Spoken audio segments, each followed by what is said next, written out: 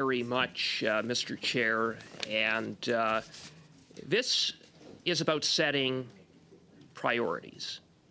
It's about setting priorities between ourselves versus fulfilling our responsibility to provide oversight and to hold the government accountable on a matter of significant importance and significant concern, and that is foreign interference, particularly by the Beijing-based communist regime, in our sovereignty, in our democracy, and in our elections. The report of Madam Justice Hogue is a damning indictment of Justin Trudeau and his government. Madam Justice Hogue confirmed that, quote, interference occurred in the last two general elections, and that, quote, the right of Canadians to have their electoral processes and democratic institutions free from covert influence, end of quote, had been impacted in those elections. This is something that Justin Trudeau turned a blind eye to in terms of interference that was taking place in the 2019 and 2021 elections, notwithstanding that he had been repeatedly briefed and warned by the security and intelligence establishment. Then he attempted to cover up what he knew and downplayed the extent of Beijing's interference. Madam Justice Hogue, on the contrary, confirmed the credible reports from Global News and the Globe and Mail that were first reported in the fall of 2022. And that is, as I said, that Justin Trudeau was warned about Beijing's interference, that he did nothing to stop it, that he worked to cover it up, and not only that, but that in certain instances, Justin Trudeau was complicit in Beijing's interference where it benefited himself and the Liberal Party. Among the most damning findings in Madam Justice Hogue's report is how Justin Trudeau handled Beijing's interference in the 2019 Liberal nomination in Don Valley North. Madam Justice Hogue determined that there were, quote, well-grounded indicators that Beijing interfered in the nomination to help the current member for Don Valley North secure the nomination. Well-grounded indications that Beijing interfered in that nomination to help the member for Don Valley North win the nomination. Think about that. And think about when those first reports of Beijing interference came to light in the media and how the Prime Minister and certain members of this committee responded to that. They said, essentially, that the report wasn't true, that the member for Don Valley North was a great member of the Liberal team. They launched personal attacks on certain members of this committee who dared to ask questions about the fact that there was a sitting member of Parliament that was facing allegations that Beijing had interfered in his nomination to help him secure the nomination.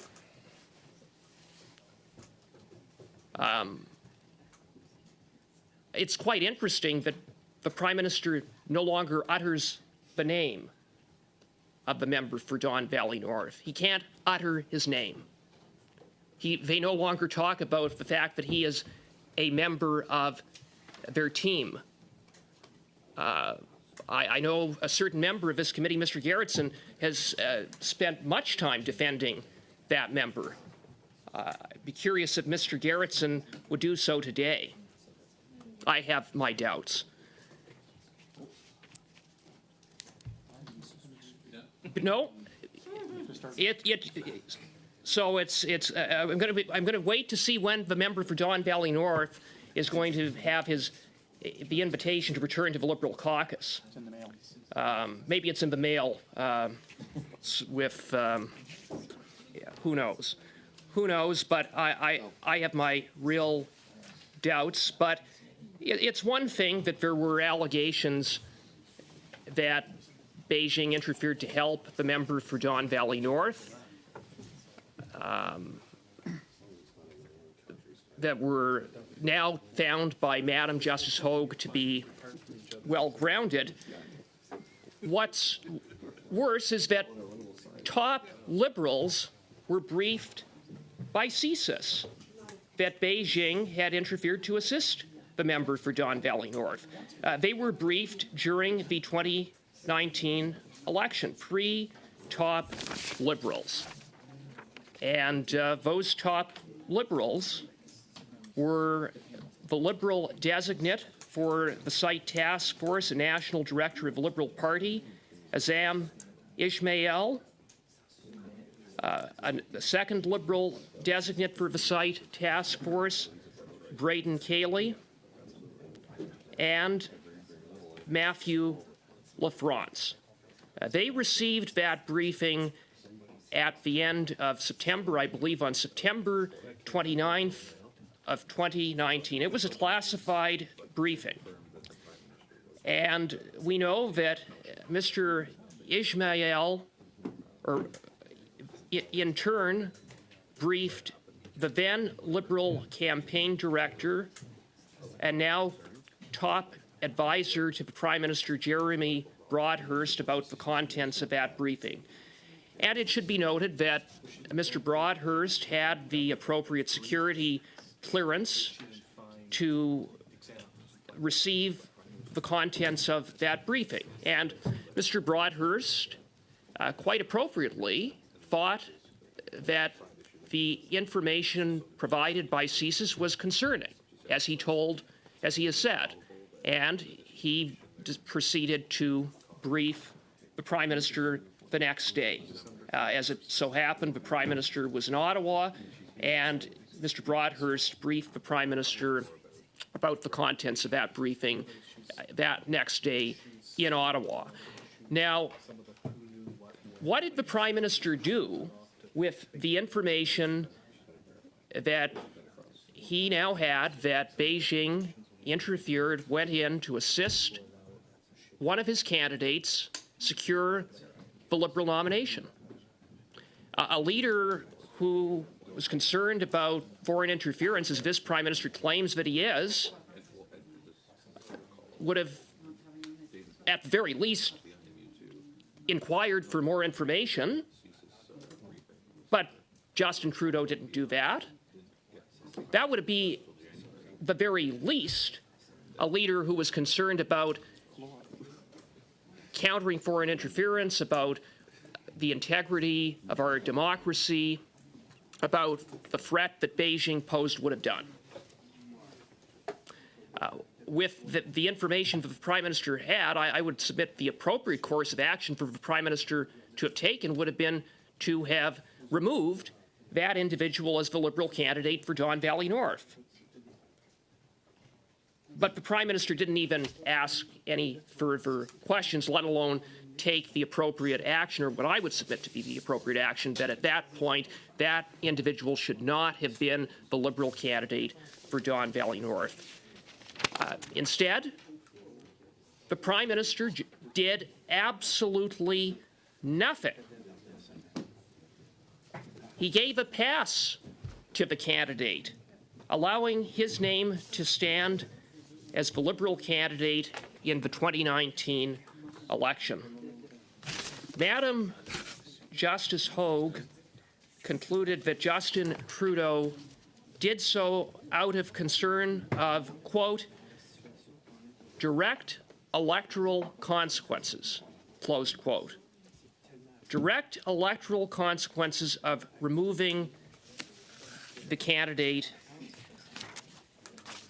a candidate that had been assisted by Beijing, a candidate that the Prime Minister had been briefed about having been assisted by Beijing, and the Prime Minister, Justin Trudeau, was more concerned about his own electoral interests and the electoral interests of the Liberal Party of Canada than protecting our democracy from Beijing's interference. Those aren't my findings. Those are the findings of Madam Justice Hogue, that the Prime Minister did it out of concern for direct electoral consequences. Direct electoral consequences to whom? To him. I would submit, Mr. Chair, that it says everything Canadians need to know about this Prime Minister and is further evidence of his complete and utter unfitness to hold the high office that he serves in. This is a Prime Minister who... Sorry, is this a point of order? Mr. Gerritsen, is this a point of order? Mr. Gerritsen? Specifically. No. It's not on the topic of... Guys. Point of order. Is this a point of order? This is a point of order. Okay. The floor is yours on your point of order. Although Mr. Cooper is trying to amend the motion in order to talk about foreign interference, all he's really done is he's attempting to amend the motion in terms of timing. This doesn't give him carte blanche right to just start talking about foreign interference. He can talk about the timing of it. He can filibuster in that regard in order to prevent it, but I don't think he is on topic by talking about the content of another report or another study, which is what he's trying to do. On the same point of order, Mr. Cooper, Mr. Chair, the objective, the purpose of the motion, of the sub-amendment to the motion that I have put forward, is to prioritize this committee's study on foreign interference. The basis of that prioritization is the findings of Madam Justice Hogue's report, which raises the need for parliamentary oversight and accountability. And so, okay, colleagues, time out. Time out. So, Mr. Cooper, I think if we can get you to wrap up on the point of order, and then the floor would be yours again, of course, in relation to the sub-amendment that you have moved. I do want to remind colleagues of two things. One, of course, is the respectful dialogue that we expect between one another, and the other one is in relation to the hard work that the interpreters have to do, and it's very difficult for them to keep track of conversations on both sides of the table. So, Mr. Cooper, just so I understand, are we done on your point of order to the point of order? Well, I reply to the point. I know, but I just want to be clear. Okay, point of order is concluded, and Mr. Cooper resuming on the debate in relation to the sub-amendment that you've moved. Right. Again, speaking for you, Mr. Chair, prioritization. The Liberals and New Democrats seem to prioritize themselves. Conservatives want to prioritize protecting our democracy from Beijing's interference and seeing that Canadians get the answers that they deserve about some of the very, very troubling findings of Madam Justice Hogue's, contained in Madam Justice Hogue's first report. And going back to the Prime Minister's involvement and how he responded to the information that CSIS had passed on to his top officials that in turn was passed on to him about Beijing's interference in the Don Valley North nomination, I know that it's something that Liberals no longer like to talk about because, of course, of the Prime Minister's culpability. They were very interested in talking about that member a year ago, not so much anymore, and we saw an effort just moments ago by Mr. Gerritsen to try to shut me down from talking about the Prime Minister's actions in the Don Valley North Liberal nomination. Not only did Madam Justice Hogue find that the Prime Minister made his decision to ignore the CSIS report and intelligence about the member, that it had an impact on the overall election in Don Valley North. That, in fact, it affected, to quote Madam Justice Hogue, Prime Minister's decision, quote, affected who was elected to Parliament, close quote, in Don Valley North.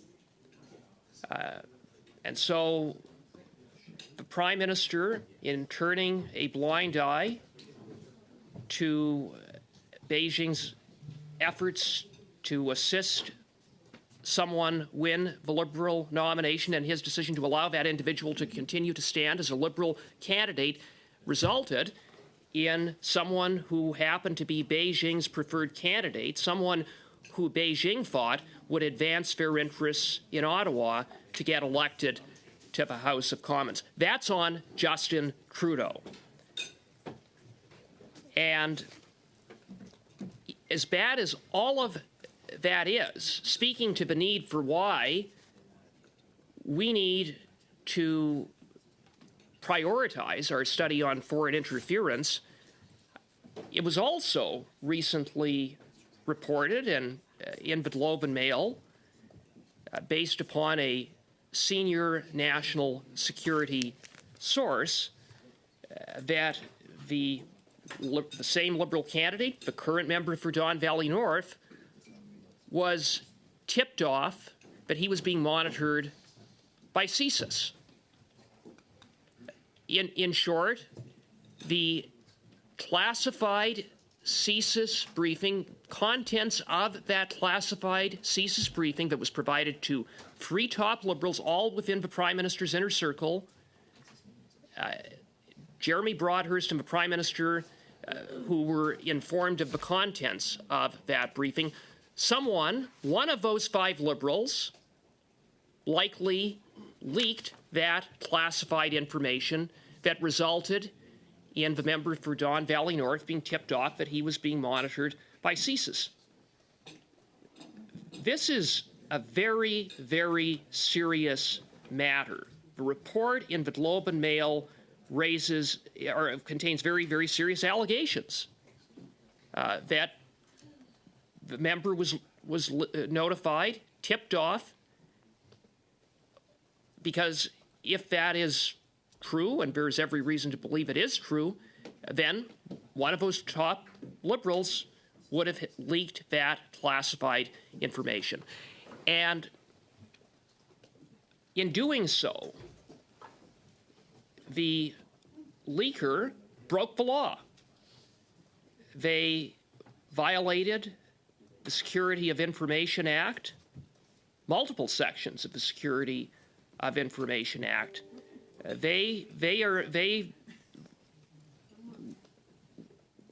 could face up to 14 years behind bars for contravention of multiple sections of the Security of Information Act. So it's about as serious as it gets. But not only did they violate the Security of Information Act, they betrayed their oath of secrecy. They undermined an active intelligence operation into Beijing's interference, and perhaps most concerning, they compromised CSIS's sources and methods.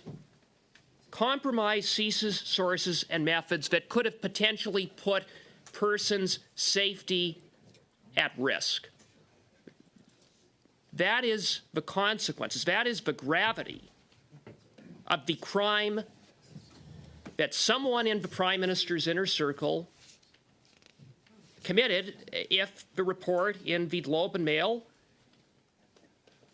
is accepted. And if the Prime Minister or his inner circle would say that the story is false, then they can come out and say so. they can come and testify before this committee. But I think that it's important that when there's a credible report in the Globe and Mail from a top national security source that someone in the Prime Minister's inner circle leaked classified information, potentially the Prime Minister himself, that compromised an ongoing intelligence operation and compromised CSIS's sources and methods and committed an offense that is punishable by up to 14 years behind bars. This committee studying foreign interference ought to have some hearings to get to the bottom of exactly what happened with respect to that alleged leak. And so it just on and on it goes. And Madam Justice Hoag's report wasn't, and some of the damning findings in her report are not limited to what happened in Don Valley North. We know that when reports of Beijing's interference came to light, the Prime Minister repeatedly downplayed the extent of Beijing's interference. He falsely stated that, quote, every single constituency election integrity held, and it was free and fair, close quote. Those were the words of the Prime Minister. Madam Justice Hoag concluded otherwise. She found that there were strong indicators, those are her words, strong indicators, that Beijing interfered in the Steveston-Richmond East riding to work against the then sitting Member of Parliament, Kenny Chiu, and to help elect the Liberal candidate who is now the current member for Steveston-Richmond East. And not only did she conclude that there were strong indicators that Beijing interfered in Steveston-Richmond East to work against Kenny Chiu and to help the Liberals, but that there was, quote, a reasonable possibility, close quote, that this interference resulted in the defeat of Mr. Chiu in the election of the Liberal candidate, the now member for Steveston-Richmond East. So much for the Prime Minister's claim that every single constituency election integrity held, and it was free and fair. That's simply not the case. Election integrity held in terms of the overall result, yes, but election integrity did not necessarily hold in every single constituency election. It is evidence that there was serious interference that could have tipped the scales in certain ridings. And that is consistent with the reports that the Liberals spent so much time last spring and last fall dismissing, saying that, when there were reports that Beijing had targeted several ridings for the purpose of defeating Conservative candidates and electing the Liberals, the Liberal response was to say, no big deal, it really didn't happen. There was nothing significant because the election integrity in every single riding, as the Prime Minister said, held. Well, not true. And again, I emphasize that Beijing's interference did not impact the overall election result, but I think most Canadians would be concerned. I know I'm certainly concerned, but if the result in even one riding were impacted by Beijing's interference or the interference of any foreign state, it would be something that is unacceptable, that undermines the integrity of our elections, and that needs to be addressed and that steps must be taken to ensure that such interference doesn't take place, and that those who were involved, who were complicit in such interference, are held accountable. And the scope of Beijing's interference in Steveston, Richmond East, consisted of a disinformation campaign. A disinformation campaign that very much targeted Kenny Chu. And it was targeted at, not surprisingly, given that it was interference from Beijing, at Chinese Canadian voters, the Chinese Canadian diaspora, which in the Steveston Richmond East riding, which comprises of a significant component of the population of the electors in that suburban Vancouver riding. Now, as concerning as it is that there was interference in Steveston Richmond East, in which there was a reasonable possibility that such interference resulted in the defeat of Mr. Chu and the election of the current Liberal member, it's not as though the Prime Minister, the Liberal Party, the Liberal candidate were bystanders in this interference. They, in fact, were participants in Beijing's interference. Last week, at the Ethics Committee, of which I sat in on at that meeting, the committee heard evidence from Mr. Chu that the Liberal Party and the Liberal candidate amplified Beijing's disinformation, and that the Liberal Party actually created various disinformation products that were then disseminated throughout the Steveston Richmond East riding that had the effect and were intended to amplify Beijing's disinformation. And what was Beijing's disinformation? Well, one aspect of the disinformation was to claim that a private member's bill that Kenny Chu introduced to establish a foreign influence registry would somehow target Chinese Canadians, a complete falsehood. We have a bill now, again, what a surprise, just after the report of Madam Justice Hogue, where the Liberals have introduced legislation to finally establish a foreign influence registry. I think it's been well recognized by experts on matters of national security that a foreign influence registry is sort of the bare minimum of what should be done to counter foreign interference. Other countries have passed foreign influence registries. The United Kingdom, Australia passed a foreign influence registry in 2018. The United States has had a foreign influence registry since the 1930s, I believe 1936 or 1938. But in the 2021 election, Justin Trudeau and the Liberals not only opposed a foreign influence registry, but were amplifying Beijing's disinformation to target a Chinese Canadian member of parliament or someone who came from Hong Kong, Kenny Chu, who came to Canada to build a better life for himself and his country and rose to serve in the House of Commons.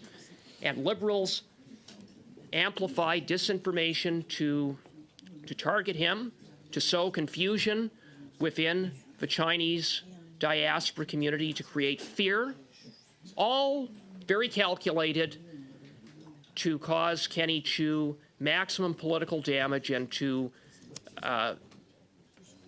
win on the basis of what amount to lies. Point of order. Mr. Cooper, just going to pause you for a moment, please. Ms. Romanato on a point of order. Yes, understanding Order 18, it is not permitted to attack the integrity of a member, and he's accusing members of the Liberal Party, myself included, of spreading lies. I ask him to withdraw that statement.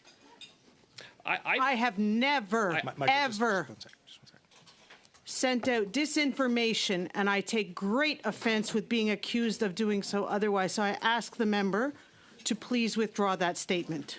On the same point of order, So, colleagues, I know I'm new to the chair today, so I'll just ask. I know you've known each other for a long time, but please don't begin your response until I've granted the floor. It just helps me to maintain control and order. Mr. Cooper, in response to Ms. Romanato. in response, Mr. Chair, it appears Madame Romanato was not listening carefully to my submission because I never made such an accusation with respect to her. I merely repeated the testimony of Kenny Chu that the Liberal Party, in the riding of Steveston, Richmond East, amplified Beijing's information and created disinformation products. Disinformation amounts to untruthful, deliberate disinformation, misinformation, and that amounts to spreading falsehoods, spreading lies, doing so deliberately. That is the evidence of Mr. Chu at committee. That is what I repeated. Okay, so that concludes your response to the point of order. Ms. Romanato, are you satisfied with that response, or did you want to, on another point of order, speak to this? I do not want to further speak to this. However, I would ask my colleagues to be judicious. That is the whole point of the study that I put forward.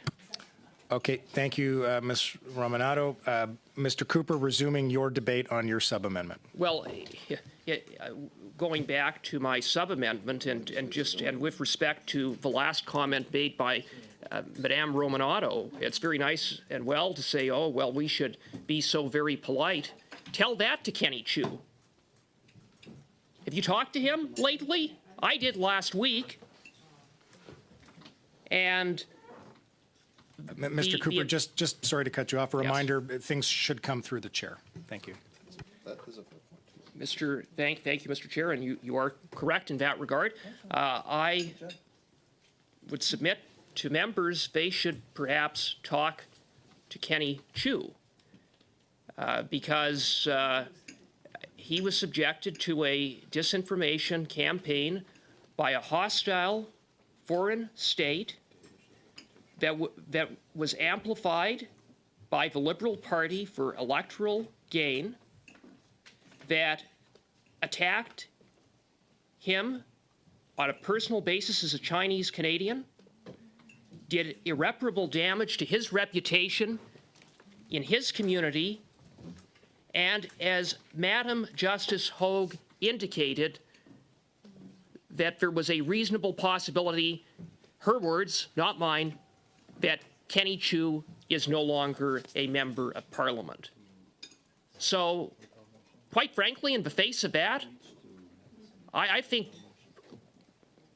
so-called politeness takes a backseat to addressing the very serious interference and the involvement of the Liberal Party in amplifying and contributing to Beijing's disinformation in the riding of Steveston, Richmond East. And as we heard during the study on foreign interference, which this committee is still seized with, Justin Trudeau set up the critical election incident protocol. And that critical election incident protocol was established supposedly to counter foreign interference in our elections. There is, pursuant to that protocol, an election panel that is handpicked by Justin Trudeau. And that election panel was entrusted with making decisions around informing political parties and candidates when there is evidence that they are the subject of disinformation and misinformation or interference by foreign state actors and their agents, and to warn the Canadian public of such interference where such interference may impact the result, or there was a risk of impacting the result. The election panel had information about the disinformation campaign going on in Steveston, Richmond East, and in other ridings. And the election panel, again appointed by Justin Trudeau, did nothing about it. They sat on it. They kept Kenny Chiu. They kept the voters in Steveston, Richmond East in the dark. As the voters of Steveston, Richmond East were being bombarded with Beijing's disinformation that was being amplified by Justin Trudeau's Liberal Party in the riding of Steveston, Richmond East. And it underscores the fact that the limited measures that had been put in place by Justin Trudeau's government to counter foreign interference did not hold, they did not work. What happened in Steveston, Richmond East, and how Justin Trudeau's election panel responded by not responding, by not doing anything about it, should not have happened.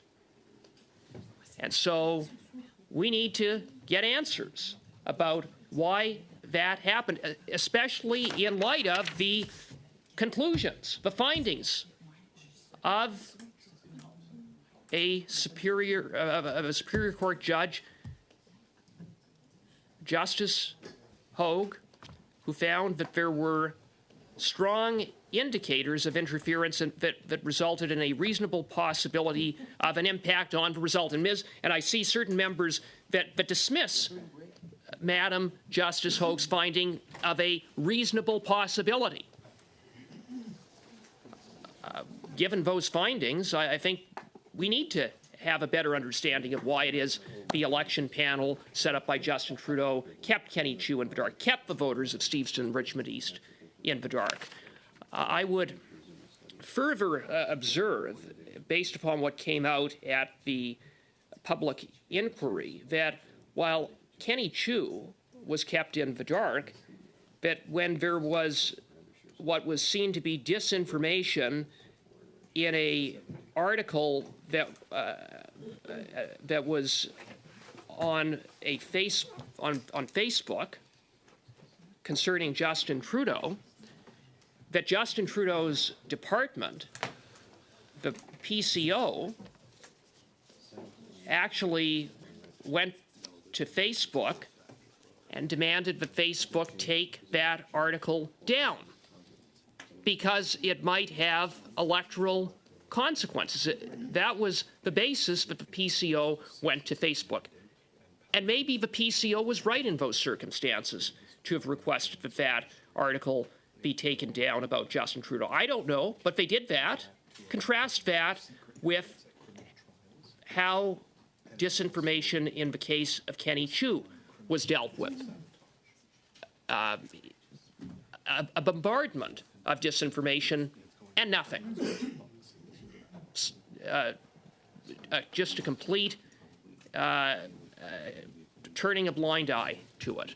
One article that's critical of the Prime Minister but contains perhaps disinformation. The PCO, the Prime Minister's department, is all over it. But when it comes to Kenny Chiu, Justin Trudeau's election panel couldn't be bothered. Couldn't be bothered. And that is also what we heard from Aaron O'Toole when he came before the committee, as well as the Conservative representatives on that were on the site task force that were supposed to be receiving briefings about interference targeted at their parties and the election more broadly. And despite the fact that Beijing had targeted certain Conservative candidates to work to defeat them and to elect Liberals, Aaron O'Toole and his representatives on the site task force were not briefed.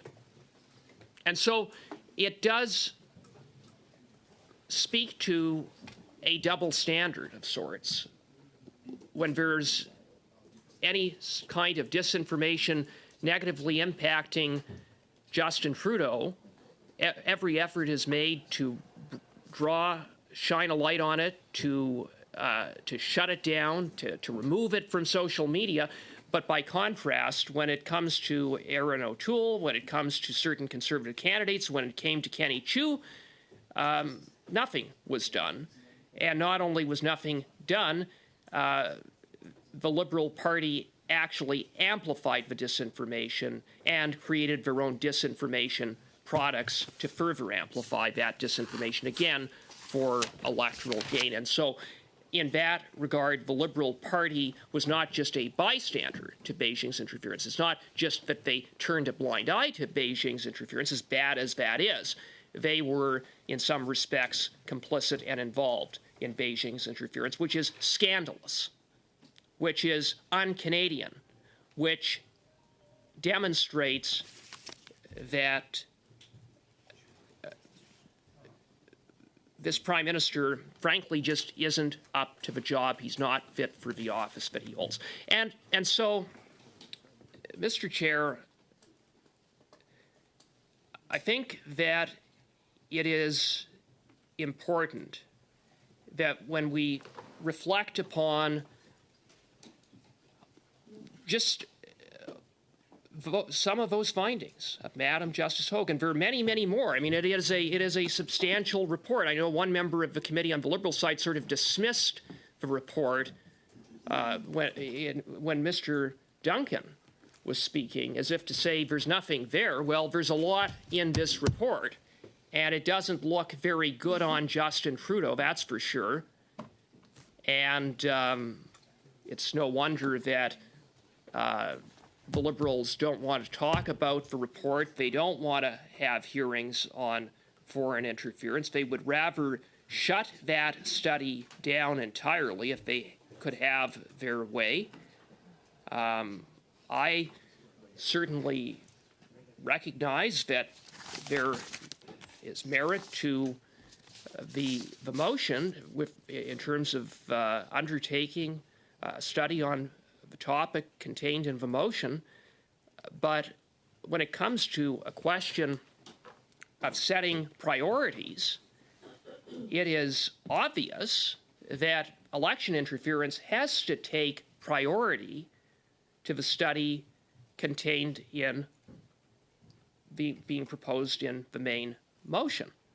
And so that is all that my motion, sub-amendment to the motion, would do, is it would say yes, proceed with the study proposed by Madame Romanato, but it's not going to come at the cost or at the expense or at the priority of the election interference study. I think that's reasonable. I think it is consistent with what we are here to do as a committee. And that is to work on behalf of Canadians, not to work on behalf of ourselves, but yet the priority of some members seems to be that it's all about me. You know, forget about the attack on our democracy, forget about Beijing's interference, forget about the record of the Prime Minister in turning a blind eye to Beijing's interference, forget about the complicity of Justin Trudeau in that interference. Forget about all of it. Of course, they want to forget about it because the Liberal Party has a very, very poor track record on this. And back in the spring, there were reports, there were allegations. Mr. Cooper, if I may, yes, for just one yes. moment, I'm sorry to interrupt you. Just want to be mindful of a couple things we're approaching. So we are going to continue We have the resources to continue until 2 o'clock. In 5 minutes, Mr. Cooper, assuming you're still speaking, I am going to suspend so that we can take a health break. As a former school principal and teacher, I know the importance of letting people stretch their legs, get blood flow, get some water, go to the washroom, reset your brain. I think that's very important to productivity and efficiency. So, I will say that again. We are going to continue, if necessary, I should say, to 2 o'clock. And in 5 minutes, regardless, Mr. Cooper, of whether you're still speaking or not, we'll suspend for a health break for about 5 minutes. Should you still wish to have the floor after the suspension, when we resume, of course, the floor would be yours again. Is that that's understood by everybody? Okay, Mr. Cooper, back to you. Sorry to interrupt you. Well, okay. Thank you, Mr. Chair, and I will simply conclude for now. Okay, the next on my list then, as Mr. Gerritsen is not here, goes to Madame Romanato. Thank you, Mr. Chair, and I'm glad that I have an opportunity to address some of that and on the sub-amendment. So the reality is there are 11 meetings between now and the end of June, and there are 22 meetings between now and October 31st. I understand from the sub-amendment that the date was removed, and the reference was after it completed its foreign study on foreign interference. The reality is this committee has always functioned in a way that in the event, we could actually walk and chew gum at the same time. So in the event that, witnesses were not available 1 week, there's nothing stopping this committee from not having multiple studies going at the same time, which we've done in the past. And nowhere did anyone say we're finished with foreign interference. It is something that is still ongoing. And so I don't understand why we can't do both. So I have been very patient with respect to the request for my study, which I brought forward a while ago. Because we had finished the study on the question of privilege for Mr. Chong, I thought it'd be time that maybe we can bring forward that study, but it doesn't mean that we're not doing any other studies. So I just want to clarify that for my colleagues who seem to think that I'm planning on bouncing the other study. That's not the goal here. I just would like us to be able to do two things at once, which I know, crazy talk, but I think we actually can do that. So in the event 1 week witnesses or one meeting witnesses for one study aren't available, we do the other one. So I'm trying to find some common ground here.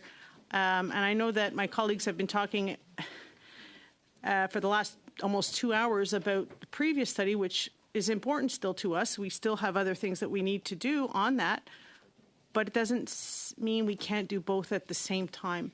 And the reality is it was actually a Conservative member who came to me to ask us to do this study. So I will not reveal who that is out of respect for them. So that's why I'm bringing it forward. There's no big master plan. It literally, honestly is. There's a loophole. I'd like to fix it. And I think we can do both. So I'm throwing that out there to my colleagues. I think we can, and I think we should. So can we find a way forward is my point. And I think we can all agree on that both are important, and we can do both. We're pretty talented. Thank you.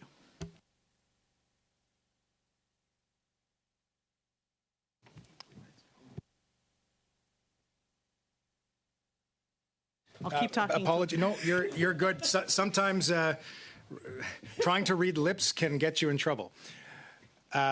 Madame Gaudreau, I know la parole c'est à vous, mais si on a... But with your approval,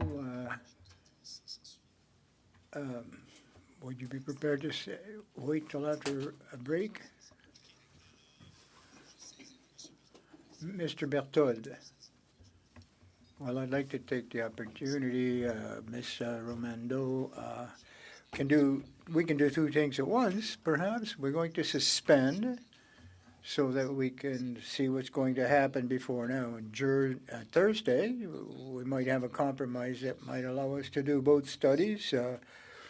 We can do this behind the curtains, as it were, or during our break. And we might not necessarily have to go till 2 o'clock. Thank you, Mr. Berthold. That we're all on the same page. I can hear my own voice in the earpiece. I'm sure that mistake's been made before. Here's what I suggest, colleagues. We suspend for 2 minutes so that can be discussed to make sure that we're on the same page. And then we can come back, and then if there is agreement that we suspend until Thursday's meeting. So we're going to suspend, come back, and then if desired, suspend again until Thursday. Is that okay with everyone? 2 minutes? Do you need more? I love your optimism. Let's try.